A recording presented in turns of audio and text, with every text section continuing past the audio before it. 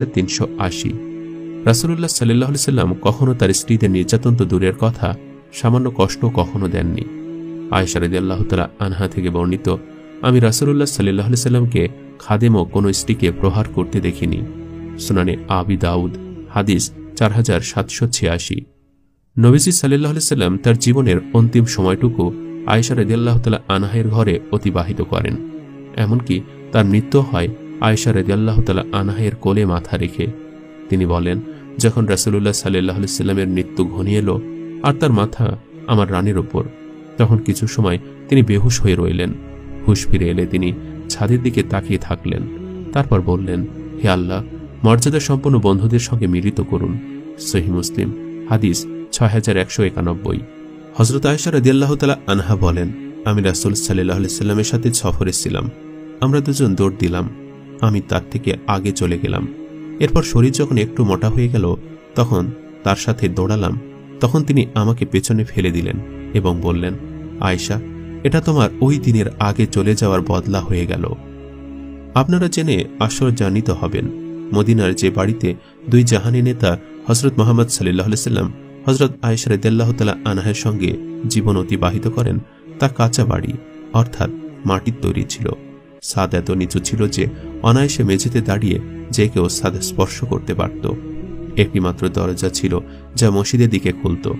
এ বাড়িতে বড় আনন্দের সাথে নিজের যৌবনের সময় কাটিয়েছেন এবং কখনো কোনো অভিযোগ অনযোগ করেননি। তিনি পুরো সময় মহানবী সাল্লাল্লাহু আলাইহি সাল্লামের সেবায় কাটিয়েছেন। আনুগত্যের বিষয়ে খুবই যত্নবান ও সচেতন ছিলেন। যথাসম্ভব প্রত্যেক সফরে শরীক হতেন, যুদ্ধে সাগ্রহে অংশ নিতেন। শুধু অংশগ্রহণই করেননি, বরং অত্যন্ত সাহসিকতার সাথে যুদ্ধের ময়দানে আহতদের সেবা করেছেন, মলম পট্টি বেঁধে দিয়েছেন। মহানবী সাল্লাল্লাহু আলাইহি সাল্লামও হযরত আয়েশা রাদিয়াল্লাহু তাআলা আনহার যথাসম্ভব প্রতিটি ব্যাপারে মন রক্ষা করতেন। একবার ঈদের দিন ঘরে প্রবেশ করে দেখেন ঘটা করে কবিতা ও ছন্দের সভা চলছে। আয়েশা রাদিয়াল্লাহু তাআলা আনহা মাঝখানে বসা আর আনসার মেয়েরা মনের আনন্দে গান গাইছে, আবৃত্তি করছে। তিনি তাদেরকে কিছু না বলে অন্যদিকে মুখ করে বিছানায় শুয়ে পড়লেন। এর মধ্যে হযরত আবু বকর রাদিয়াল্লাহু তাআলা আনহু আসলেন এবং সবার এমন দৃশ্য দেখে মেয়ের উপর অসন্তুষ্টি প্রকাশ করতে লাগলেন। হুজুর সাল্লাল্লাহু আলাইহি সাল্লাম বললেন, আবু বকর, না, এদের কিছু বলো না। আজ ঈদের দিন, এরাও নিজের আনন্দ পূর্ণ করলে কি ক্ষতি। হযরত আয়েশা রাদিয়াল্লাহু তাআলা আনহা ঘরের সকল কাজ নিজের হাতে করতেন। আটার খামির বানাতেন, নিজ হাতে খাবার তৈরি করতেন। মহানবী সাল্লাল্লাহু আলাইহি সাল্লামের বিছানা সবসময় নিজ হাতে প্রস্তুত করে দিতেন এবং ভালোভাবে দেখে নিতেন পরিষ্কার পরিচ্ছন্ন আছে কিনা। নিজ হাতে কাপড় ধুতেন। রাতে তাহাজ্জুদের জন্য নবী সাল্লাল্লাহু আলাইহি সাল্লামের মাথার নিকট পানি, মিসওয়াক অবশ্যই রেখে দিতেন। সাধারণত মহিলারা সতীন পছন্দ করে না, কিন্তু হযরত আয়েশা রাদিয়াল্লাহু তাআলা আনহা তার সব সতীনের সঙ্গে ভালোবাসা ব্যবহার করতেন। যখনই সুযোগ আসত প্রশংসাই করতেন। হযরত খাদিজা রাদিয়াল্লাহু তাআলা আনহা, যিনি মহানবী সাল্লাল্লাহু আলাইহি সাল্লামের প্রথম স্ত্রী ছিলেন, তিনি কখনো তাকে দেখেননি, কিন্তু তার ফজিলত, ইসলামের সেবা করার বিবরণ হযরত আয়েশা রাদিয়াল্লাহু তাআলা আনহার পবিত্র মুখে বর্ণিত হয়ে আমাদের নিকট পৌঁছেছে। এরই সঙ্গে এক আশ্চর্যজনক ও অবাক করা গুণ তার মধ্যে এটিও ছিল। যদি সতীনদের ব্যাপারে মহানবী সাল্লাল্লাহু আলাইহি সাল্লাম তাকে কোনো তিরস্কার করতেন, হযরত আয়েশা রাদিয়াল্লাহু তাআলা আনহা সেটিকেও গোপন করেননি, বরং বিষয়টি পরিষ্কারভাবে বর্ণনা করেছেন। এভাবে তিনি নিজের সততা ও বিশ্বস্ততার উন্নত মার্গের প্রমাণ দিয়েছেন। খায়বার ও অন্যান্য যুদ্ধে বিজয়ের কারণে যখন গনিমতের মাল মদিনায় আসারম্ভ হয়, অভাবের যুগের অবসান হল, তখন নবী সাল্লাল্লাহু আলাইহি সাল্লামের পবিত্র স্ত্রীগণ রাসূল সাল্লাল্লাহু আলাইহি সাল্লামের নিকট দাবি করল, আমাদের গনিমতের মাল থেকে আমাদেরকেও কিছু দেয়া হোক। তিনি তাদের এমন দাবি অপছন্দ করলেন। তিনি 1 মাসের জন্য সকল স্ত্রী থেকে পৃথক থাকা শুরু করলেন। 29 দিন পর হযরত আগদাস সর্বপ্রথম হযরত আয়েশা রাদিয়াল্লাহু তাআলা আনহার নিকট গেলেন এবং আল্লাহর নির্দেশনা শোনালেন, হে নবী, নিজের স্ত্রীদের বলে দাও, যদি তোমরা দুনিয়ার সাজসজ্জা চাও তাহলে আজ তোমাদের পার্থিব সম্পদ দিয়ে দেই এবং উত্তমভাবে বিদায় করে দিই। আর যদি তোমরা আল্লাহ ও তার রাসূল এবং আখিরাতের জীবনের ঘর চাও তাহলে আল্লাহ তোমাদের মধ্যে যারা পরিপূর্ণ ইসলামের উপর প্রতিষ্ঠিত থাকবে তাদের অনেক বড় পুরস্কার নির্ধারণ করে রেখেছেন। যখন এই নির্দেশ শোনালেন এবং সবখানে বললেন, হবে, এর উত্তর চাই, হযরত আয়েশা রাদিয়াল্লাহু তাআলা আনহা তৎক্ষণাৎ উত্তর দিলেন, আমার মালিক, আমি খোদা ও তার রাসূল এবং আখিরাতকে পছন্দ করি। নবী সাল্লাল্লাহু আলাইহি সাল্লামের চেহারা আনন্দে উজ্জ্বল হয়ে উঠল। অন্যরাও এই একই উত্তর দিলেন। এই পরীক্ষাও হযরত আয়েশা রাদিয়াল্লাহু তাআলা আনহা উত্তীর্ণ ও কৃতকার্য হলেন।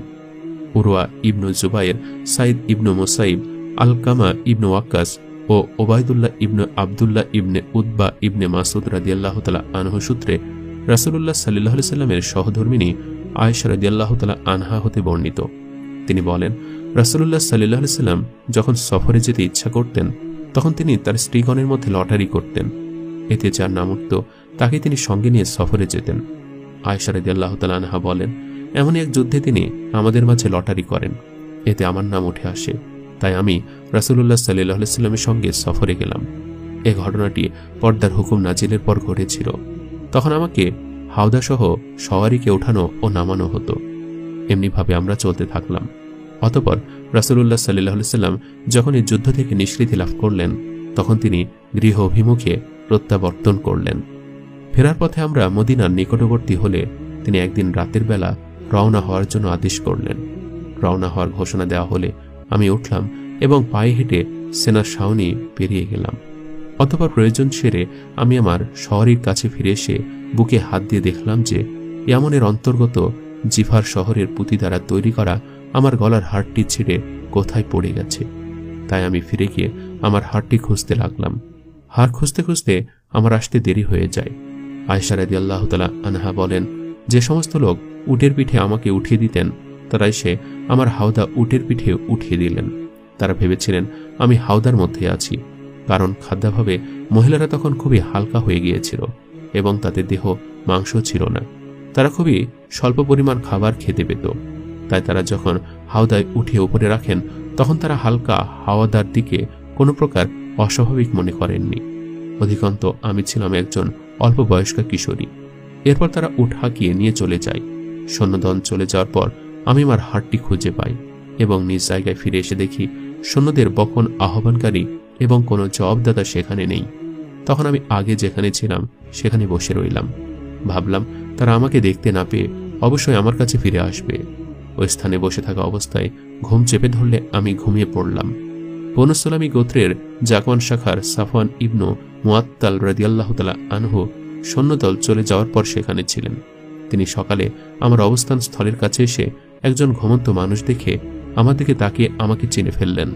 পর্দার বিধান অবতীর্ণ হওয়ার পূর্বে তিনি আমাকে দেখেছিলেন। তিনি আমাকে চিনতে পেরে ইন্না লিল্লাহি ওয়া ইন্না ইলাইহি রাজিউন পড়লে আমি তা শুনে জেগে উঠলাম এবং চাদর টেনে আমার চেহারা ঢেকে ফেললাম। আল্লাহর কসম, আমি কোনো কথা বলিনি এবং তার থেকে ইন্না লিল্লাহ পাঠ ব্যতীত অন্য কোনো কথাও শুনতে পাইনি। এরপর তিনি সওয়ারি থেকে নামলেন এবং সওয়ারিকে বসিয়ে তার সামনের পা নিচু করে দিলে আমি গিয়ে তাতে উঠে পড়লাম। পরে তিনি আমাকে সহ সওয়ারিকে টেনে আগে আগে চললেন। অতঃপর ঠিক দুপুরে প্রচণ্ড গরমের সময় আমরা গিয়ে সেনাদলের সঙ্গে মিলিত হলাম। সে সময় তারা একটি জায়গায় অবতরণ করছিলেন। আয়েশা রাদিয়াল্লাহু তাআলা আনহা বলেন, এরপর যাদের ধ্বংস হওয়ার ছিল তারা ধ্বংস হয়ে গেল। তাদের মধ্যে এ অপবাদ দেওয়ার ব্যাপারে যে প্রধান ভূমিকা নিয়েছিল সে হচ্ছে আব্দুল্লাহ ইবনে উবাই ইবনে সুলুল। উরওয়া রাদিয়াল্লাহু তাআলা আনহু বলেন, আমি জানতে পেরেছি যে তার সামনে অপবাদের কথাগুলো প্রচার করা হতো এবং আলোচনা করা হতো, আর অমনি সে এগুলোকে বিশ্বাস করত। সে খুব ভালো করে শুনত আর শোনা কথার ভিত্তিতেই ব্যাপারটিকে প্রমাণ করার চেষ্টা করত। উরওয়া রাদিয়াল্লাহু তাআলা আনহু আরও বর্ণনা করেছেন যে অপবাদ আরোপকারী ব্যক্তিদের মধ্যে হাসান বিন সাবিত, মিস্তা ইবনু উসাসা এবং হামনা বিনতু জাহশ রাদিয়াল্লাহু তাআলা আনহু ব্যতীত আর কারো নাম উল্লেখ করা হয়নি। তারা কয়েকজন লোকের একটি দল ছিল। এটুকু ব্যতীত তাদের ব্যাপারে আমার আর কিছু জানা নেই।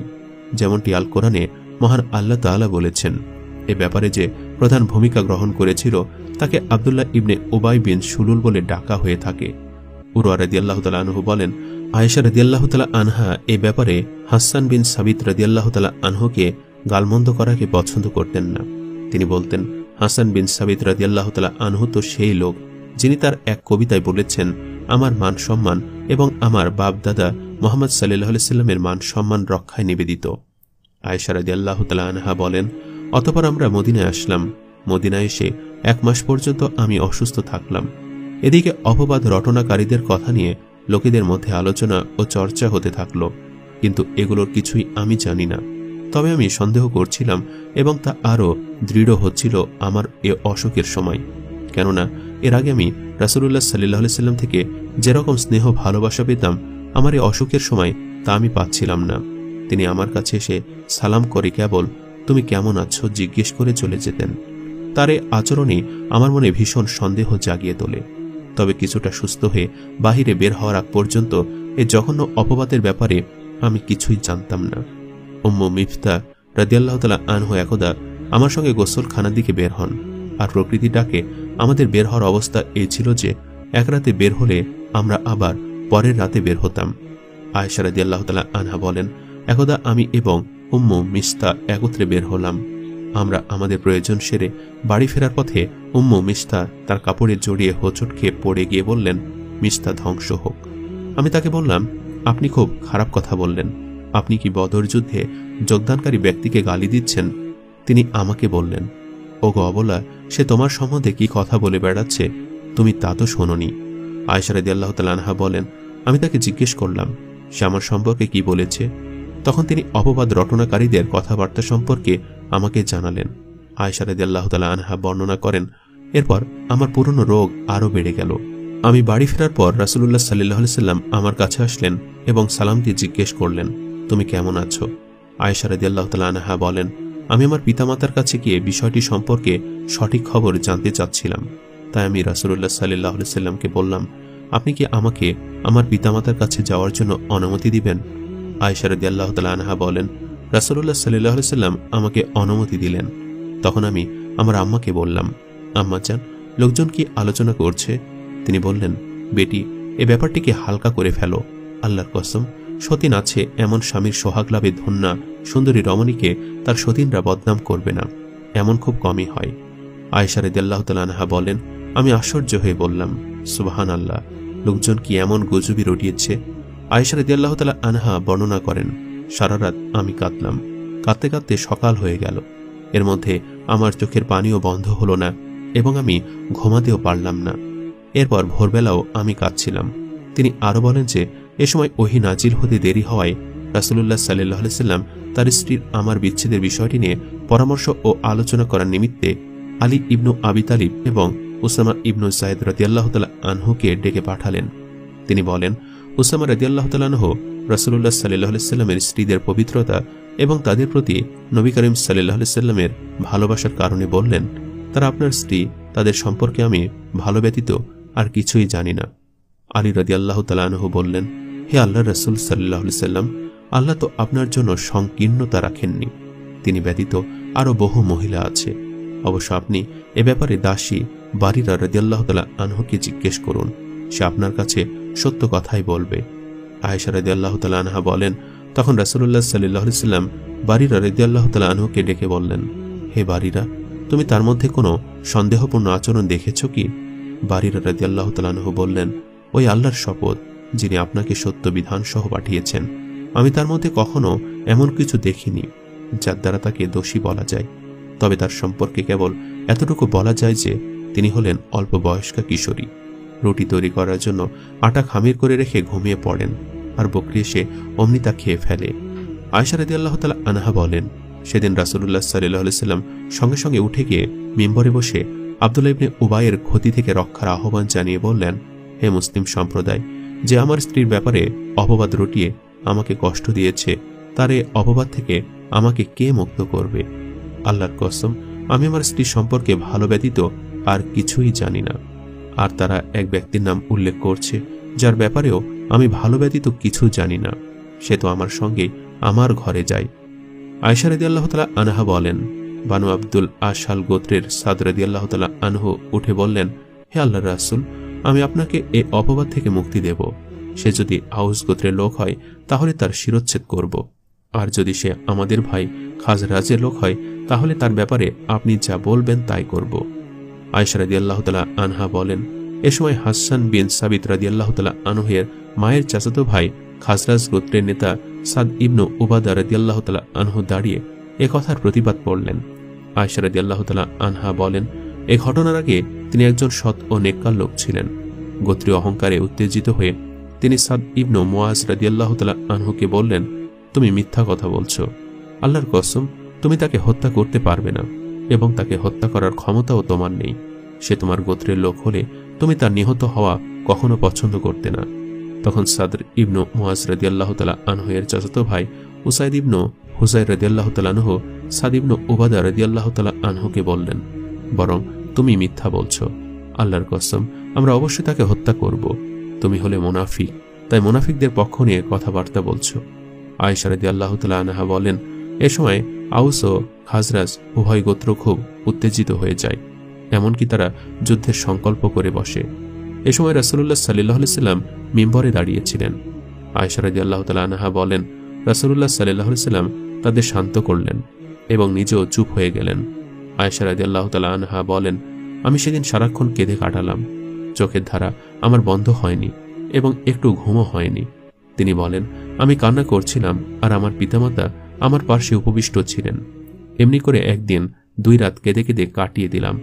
এর মধ্যে আমার একটু ঘুম হয়নি, বরং অনবরত আমার চোখ দিয়ে অশ্রু ঝরতে থাকে। মনে হচ্ছিল যেন কান্নার কারণে আমার কলিজা ফেটে যাবে। আমি ক্রন্দনরত ছিলাম আর আমার আব্বা আম্মা আমার পাশে উপবিষ্ট ছিলেন। এমন সময় একজন আনসারী মহিলা আমার কাছে আসার অনুমতি চাইলে আমি তাকে আসার অনুমতি দিলাম। সে এসে বসল এবং আমার সঙ্গে কাঁদতে আরম্ভ করল। তিনি বলেন, আমরা কান্না করছিলাম। এই মুহূর্তে রাসূলুল্লাহ সাল্লাল্লাহু আলাইহি সাল্লাম আমাদের কাছে এসে সালাম করলেন এবং আমাদের পাশে বসে গেলেন। আয়েশা রাদিয়াল্লাহু তাআলা আনহা বলেন, অপবাদ রটানোর পর আমার পাশে এসে এভাবে তিনি আর বসেননি। এদিকে রাসূলুল্লাহ সাল্লাল্লাহু আলাইহি সাল্লাম 1 মাস অপেক্ষা করার পরও আমার ব্যাপারে তার নিকট কোনো ওহী আসেনি। আয়েশা রাদিয়াল্লাহু তাআলা আনহা বলেন, বসার পর রাসূলুল্লাহ সাল্লাল্লাহু আলাইহি সাল্লাম কালিমা শাহাদাত পড়লেন। এরপর বললেন, আয়েশা, তোমার ব্যাপারে আমার কাছে অনেক কথাই পৌঁছেছে। যদি তুমি এর থেকে পবিত্র হও তাহলে শীঘ্রই আল্লাহ তোমাকে এ অপবাদ থেকে মুক্ত করবেন।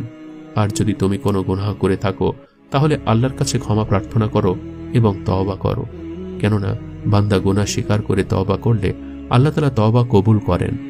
আয়েশা রাদিয়াল্লাহু তাআলা আনহা বলেন, রাসূলুল্লাহ সাল্লাল্লাহু আলাইহি সাল্লাম তার কথা শেষ করলে আমার অশ্রুধারা বন্ধ হয়ে যায়। এক ফোঁটা অশ্রু আমি আর বের করতে পারলাম না। তখন আমি আমার আব্বাকে বললাম, রাসূলুল্লাহ সাল্লাল্লাহু আলাইহি সাল্লাম যা বলছেন আমার হয়ে তার জবাব দিন। আমার আব্বা বললেন, আল্লাহর কসম, রাসূলুল্লাহ সাল্লাল্লাহু আলাইহি সাল্লামকে কি জবাব দিব তা জানি না। তখন আমি আমার আম্মাকে বললাম, রাসূলুল্লাহ সাল্লাল্লাহু আলাইহি সাল্লাম যা বলছেন আপনি তার উত্তর দিন। আম্মা বললেন, আল্লাহর কসম, রাসূলুল্লাহ সাল্লাল্লাহু আলাইহি সাল্লামকে কি উত্তর দিব তা জানি না। সে সময় আমি ছিলাম অল্প বয়স্কা কিশোরী, কুরআনও বেশি পড়তে পারতাম না। তথাপি এ অবস্থায় আমি নিজেই বললাম, আমি জানি আপনারা এ অপবাদের ঘটনা শুনেছেন, আপনারা তা বিশ্বাস করেছেন এবং বিষয়টি আপনাদের মধ্যে বদ্ধমূল হয়ে আছে। এখন যদি আমি বলি যে এর থেকে আমি পবিত্র, তাহলে আপনারা আমাকে বিশ্বাস করবেন না। আর যদি আমি এ অপরাধের কথা স্বীকার করে নেই, যে সম্পর্কে আল্লাহ জানেন যে আমি এর থেকে পবিত্র, তাহলে আপনারা তা বিশ্বাস করবেন। আল্লাহর কসম, আমি ও আপনারা যে বিপাকে পড়েছি এর জন্য ইউসুফ আলাইহিস সালামের পিতার কথা ব্যতীত আমি কোনো দৃষ্টান্ত খুঁজে পাচ্ছি না।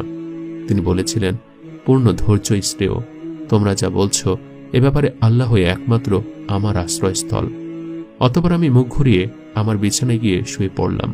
আল্লাহ তাআলা জানেন যে সে মুহূর্তেও আমি পবিত্র। অবশ্যই আল্লাহ আমার পবিত্রতা প্রকাশ করে দেবেন।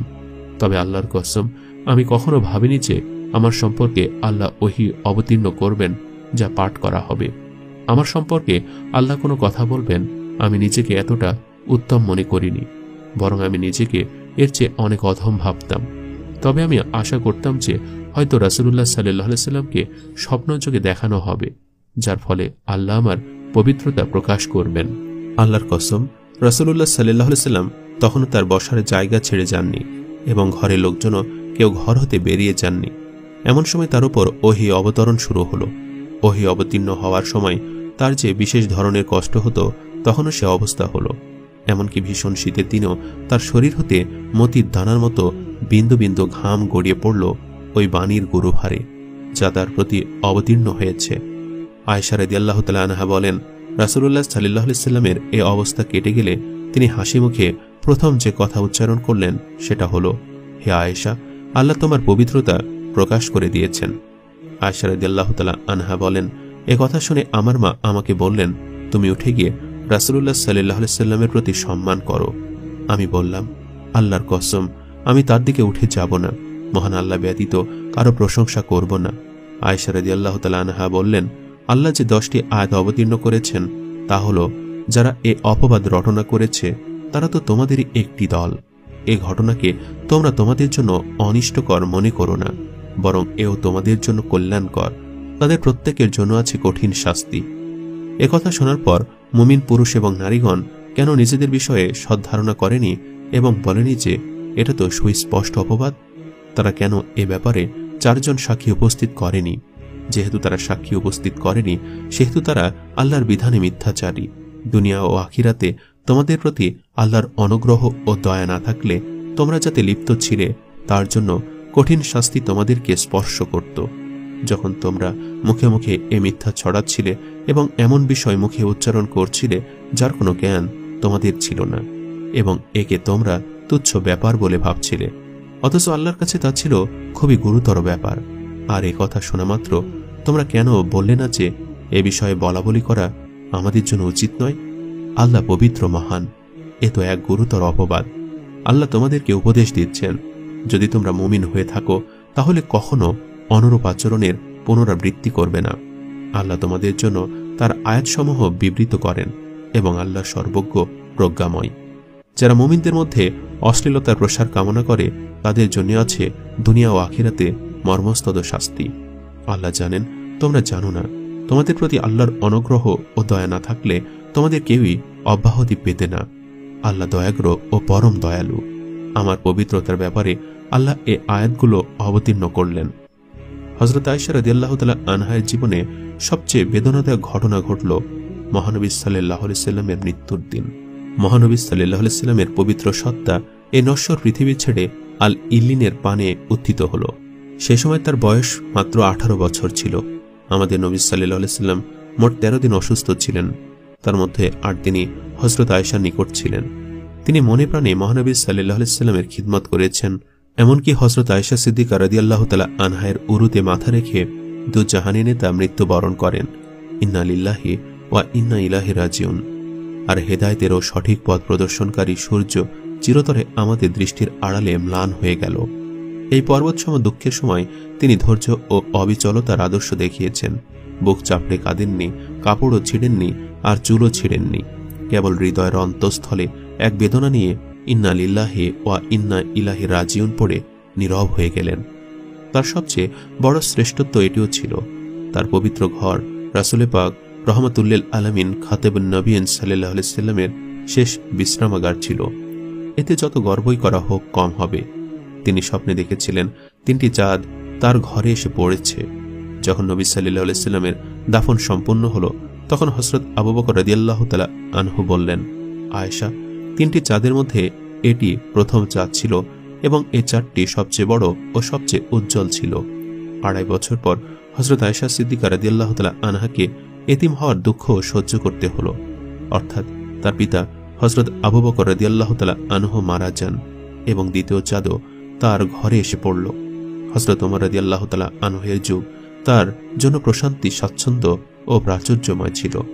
কিন্তু যা কিছুই আসত তিনি গরিব ও এতিমদের মধ্যে বিতরণ করে দিতেন। এমনকি অনেক সময় রাতে খাবার মতো কিছু থাকত না। এভাবে হযরত আয়েশা রাদিয়াল্লাহু তাআলা আনহা নিজের পুরো জীবন কাটিয়ে দিয়েছেন। যখন হযরত ওমর রাদিয়াল্লাহু তাআলা আনহুর উপর এক হতভাগা আক্রমণ করল এবং তার বাঁচার কোনো আশা রইল না, তখন তিনি তার ছেলেকে হযরত আয়েশা রাদিয়াল্লাহু তাআলা আনহার নিকট এই অনুমতি নেবার জন্য পাঠালেন, যেন নিজের 2 প্রিয় বন্ধু অর্থাৎ হযরত নবী করিম সাল্লাল্লাহু আলাইহি সাল্লাম ও হযরত আবু বকর রাদিয়াল্লাহু তাআলা আনহুর পাশে দাফন হওয়ার অনুমতি দিয়ে দেন। হযরত আয়েশা রাদিয়াল্লাহু তাআলা আনহু বললেন, এই জায়গাটি আমি নিজের জন্য রেখেছিলাম, কিন্তু আজ আমি আমার সত্তার উপর ওমর রাদিয়াল্লাহু তাআলা আনহুকে প্রাধান্য দিচ্ছি। সুতরাং হযরত ওমর রাদিয়াল্লাহু তাআলা আনহুর মৃত্যুর পর তাকেও হযরত আয়েশা রাদিয়াল্লাহু তাআলা আনহার ঘরে দাফন করা হলো। এভাবে সেই তৃতীয় চাঁদও হযরত আয়েশা রাদিয়াল্লাহু তাআলা আনহার ঘরের মাটির নিচে অদৃশ্য হয়ে গেল। হযরত আমির মুয়াবিয়ার শাসনকালে জীবনের 18 বছর কাটিয়েছেন। তিনি তার ভক্তি, শ্রদ্ধা ও সম্মান করার ক্ষেত্রে